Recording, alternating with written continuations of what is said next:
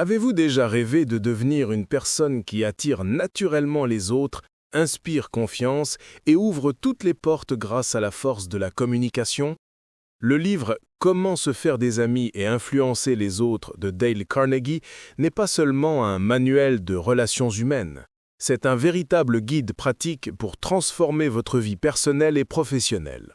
Avec des conseils simples mais puissants, Carnegie nous montre comment créer des liens authentiques, gagner le respect et surtout exercer une influence positive autour de nous.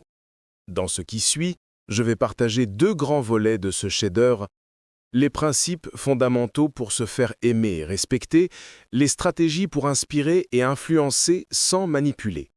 Et à la fin, un petit rappel spécial pour vous. Partie 1.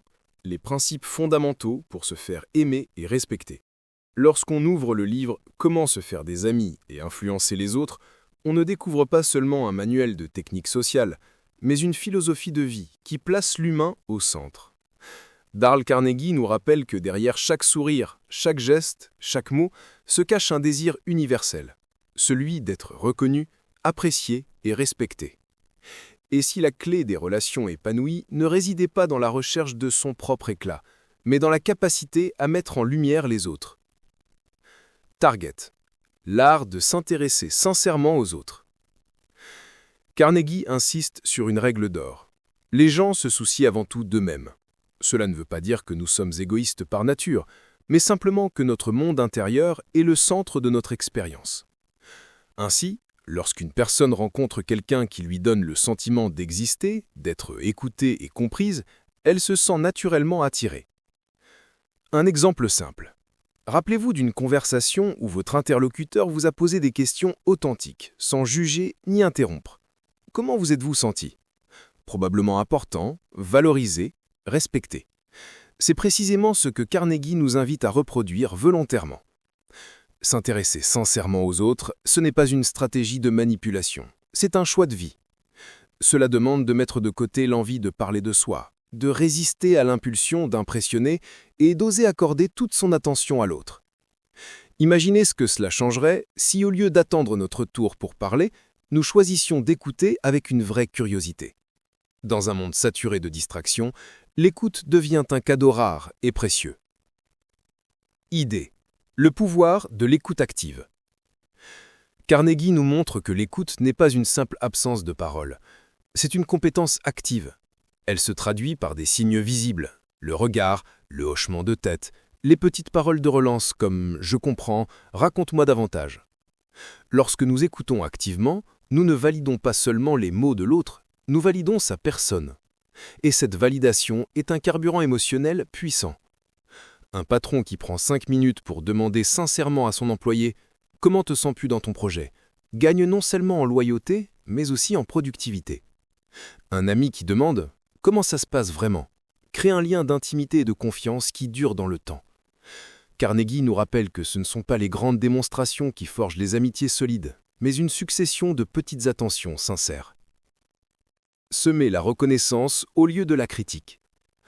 L'un des passages les plus frappants du livre est celui où Carnegie explique pourquoi la critique est inutile et dangereuse.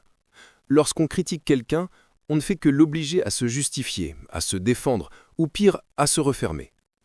Même une critique constructive peut souvent être vécue comme une attaque personnelle.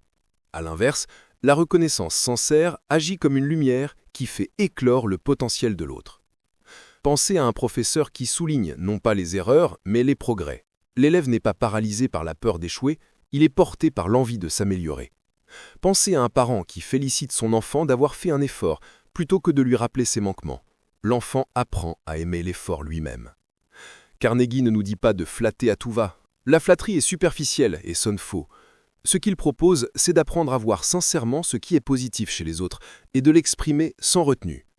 Dans un monde où chacun lutte pour être reconnu, offrir une parole d'encouragement peut transformer une relation, un environnement de travail, voire une vie entière. Clé. La règle de l'ego. Comprendre le besoin fondamental des autres. Derrière chaque interaction humaine, il y a une loi invisible. Le besoin d'importance. L'être humain, quel qu'il soit, a soif de sentir qu'il compte. C'est une vérité psychologique fondamentale. Carnegie l'illustre avec des anecdotes tirées du monde des affaires, de la politique et même de la vie quotidienne. Les grands leaders, dit-il, ne sont pas ceux qui écrasent, mais ceux qui font briller leurs équipes. Imaginez 2 types de managers. Le premier ne cesse de corriger, de pointer les failles, d'imposer ses idées. Résultat, ses collaborateurs obéissent par peur ou par nécessité, mais la créativité s'étouffe. Le second valorise chaque contribution, remercie pour chaque effort et cherche à impliquer tout le monde dans les décisions. Ses collaborateurs se dépassent parce qu'ils se sentent considérés. Ce n'est pas de la magie, c'est de la psychologie appliquée. Transformer sa perception des autres. Pour appliquer les principes de Carnegie, il faut d'abord changer son regard. Trop souvent, nous abordons les relations en pensant « qu'est-ce que je vais en tirer ?» Mais la véritable question devrait être « qu'est-ce que je peux apporter à cette personne ?» Ce renversement de perspective change tout. Quand nous rencontrons quelqu'un avec l'intention de l'élever plutôt que de nous élever nous-mêmes, nous devenons automatiquement plus charismatiques, plus attractifs, plus inspirants. C'est pourquoi Carnegie nous pousse à cultiver des habitudes simples, retenir les prénoms et les utiliser, sourire sincèrement, pas mécaniquement, poser des questions ouvertes qui montrent un réel intérêt, chercher d'abord à comprendre, ensuite à être compris. Ces gestes, répétés jour après jour, bâtissent une réputation solide, celle d'une personne dont la compagnie est recherchée car elle rend les autres meilleurs. Partie 2. Inspirer et influencer, sans manipuler.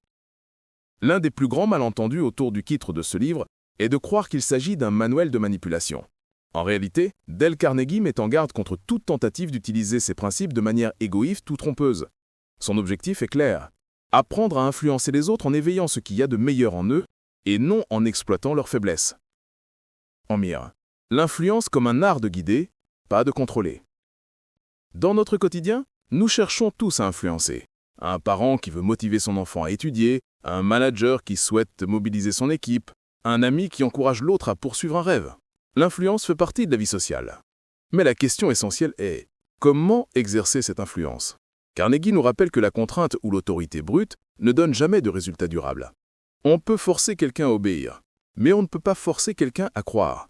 La véritable influence naît lorsqu'une personne adopte volontairement une idée parce qu'elle y trouve un sens, un bénéfice ou une inspiration. Flèche de route. Autrement dit, l'influence n'est pas une victoire sur l'autre, c'est une victoire avec l'autre. Cible. Faire appel aux motivations profondes. Un principe fondamental du livre est d'éveiller chez les autres le désir de faire ce que nous proposons. Et pour cela, il faut comprendre leurs motivations profondes. Les gens n'agissent pas simplement parce qu'on leur dit de le faire, mais parce qu'ils y trouvent une réponse à leurs besoins. Reconnaissance, sécurité, appartenance, accomplissement. Un vendeur qui dit simplement « achetez ce produit » aura peu d'impact. Mais celui qui montre en quoi ce produit répond au désir du client, gagner du temps, se simplifier la vie, se sentir valorisé, aura toutes les chances de réussir. Carnegie illustre cela avec des histoires d'hommes d'affaires et de leaders politiques qui savaient toucher le cœur des gens avant leur esprit rationnel. Lump. Susciter l'adhésion par la coopération. Un autre principe puissant consiste à impliquer l'autre dans la décision. Plutôt que d'imposer une idée, Carnegie recommande de poser des questions, de demander l'avis, de valoriser la contribution. Prenons l'exemple d'un manager. Version autoritaire. Vous devez faire ce projet comme ça et vite. Résultat: résistance, frustration, désengagement. Version coopérative. Comment pensez-vous que nous pourrions améliorer ce projet? Quelles solutions voyez-vous? Résultat: implication, créativité, motivation. Quand une personne sent que l'idée vient d'elle-même ou qu'elle a participé à sa construction, elle s'engage beaucoup plus à fond. Flèche de route. En réalité, influencer positivement, c'est savoir dire « faisons-le ensemble » au lieu de « fais ce que je dis ». Clé. Remplacer l'ego par la valorisation de l'autre. Carnegie insiste. Si vous voulez convaincre quelqu'un, ne lui dites jamais qu'il a tort, même si vous avez raison. Car l'ego humain déteste être humilié. Lorsque vous dites à quelqu'un « tu as tort », vous déclenchez automatiquement une réaction de défense. La personne se ferme et la discussion devient un combat d'arguments. À l'inverse, Carnegie propose une approche subtile. Reconnaître les points de convergence, valoriser l'opinion de l'autre, puis amener doucement votre idée. C'est ainsi qu'on transforme un débat conflictuel en dialogue constructif. Exemple. Au lieu de dire « non, tu as tort », on peut dire « je comprends ton point de vue, il est intéressant ». Et si on envisageait aussi cette autre perspective? Flèche de route. En réalité, influencer positivement, c'est chercher à mettre la table sur le niveau de satisfaction et construire ensemble une solution qui bénéficie à tout le monde. Lump. Inspirer plutôt que manipuler. La grande différence entre manipulation et influence positive réside dans l'attention. La manipulation cherche à obtenir un avantage unilatéral, souvent au détriment de l'autre. L'influence constructive cherche à créer une situation gagnant-gagnant. Carnegie nous rappelle que les manipulateurs finissent toujours par être découverts et perdent la confiance des autres. À l'inverse, celui qui inspire réellement gagne non seulement l'adhésion, mais aussi le respect et la loyauté. Un leader qui motive ses employés par la peur obtient l'obéissance temporaire, mais celui qui les motive par la reconnaissance et la vision obtient l'engagement durable. Étoile. L'influence comme responsabilité. À travers ces pages, Carnegie transmet un message fort. Influencer, c'est une responsabilité morale. Lorsqu'on détient la capacité d'inspirer, de convaincre, de guider, on a le devoir de le faire pour élever les autres, et non pour les exploiter. Il compare cela à l'usage du feu. Entre les mains d'un sage, il éclaire et réchauffe. Entre les mains d'un imprudent, il détruit. De la même manière, les techniques relationnelles de Carnegie peuvent transformer des vies, si elles sont utilisées avec bienveillance. Elles deviennent dangereuses seulement si elles sont employées dans un esprit de manipulation. Fusée. Un chemin vers le leadership. Au fond, ce que propose Carnegie, c'est un chemin vers un leadership authentique. Pas un leadership de domination, mais un leadership d'inspiration. Un leader qui écoute au lieu de parler sans cesse. Un leader qui remercie au lieu de critiquer. Un leader qui valorise au lieu d'écraser. Un leader qui dit « nous » au lieu de « moi ». C'est ce type de personne que nous voulons tous suivre, parce qu'elle nous fait grandir. Et si vous souhaitez continuer à explorer ce type de principe, à recevoir des réflexions inspirantes et des conseils pratiques, je vous invite chaleureusement à vous abonner à notre chaîne.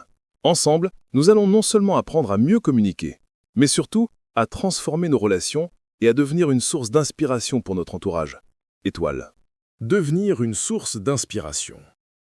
Le message essentiel de Dale Carnegie est clair.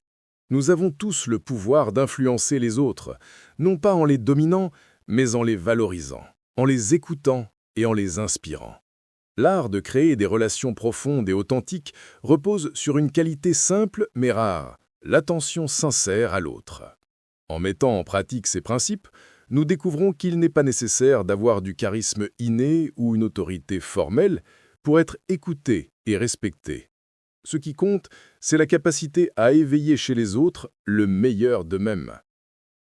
Et souvenez-vous, chaque sourire, chaque mot d'encouragement, chaque geste de reconnaissance est une semence de confiance et d'influence positive. Si vous voulez continuer à nourrir cette énergie, approfondir ces enseignements et avancer ensemble sur le chemin du développement personnel, abonnez-vous dès maintenant à notre chaîne. C'est là que vous trouverez chaque semaine de nouvelles clés pour grandir, inspirer et transformer vos relations. Chaque mois,